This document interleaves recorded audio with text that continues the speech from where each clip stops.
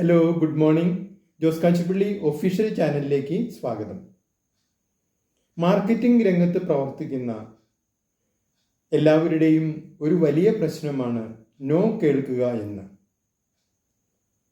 പല പുതിയ കസ്റ്റമേഴ്സിൻ്റെ കയ്യിൽ നിന്നും നോ എന്ന മറുപടി കേൾക്കേണ്ടി വരുന്നു.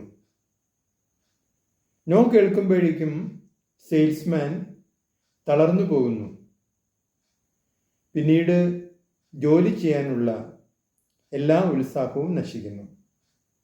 വാസ്തവത്തിൽ നോ കേൾക്കുമ്പോൾ അല്പം പോലും തളർന്നു പോകേണ്ട ആവശ്യമില്ല. കാരണം നോ എന്ന് പറയുമ്പോൾ സെയിൽസ്മാൻ അതിന് കൊടുക്കുന്ന അർത്ഥം ആ വ്യക്തിക്ക് ഇനി ഒരിക്കലും ആ ഉൽപ്പന്നം വേണ്ട എന്നാണ്. പക്ഷേ യഥാർത്ഥത്തിൽ ആ വ്യക്തി, ആ കസ്റ്റമർ, അയാൾ ഉദ്ദേശിക്കുന്നത് എനിക്ക് ഇപ്പോൾ ഈ ഉൽപ്പന്നം ആവശ്യമില്ല, ഞാനിപ്പോൾ ഇതിനെക്കുറിച്ച് ചിന്തിക്കുന്നില്ല, അല്ലെങ്കിൽ ഞാനിപ്പോൾ ഇതിനെക്കുറിച്ച് ചിന്തിക്കാവുന്ന ഒരു മാനസിക അവസ്ഥയിലല്ല എന്നാണ്.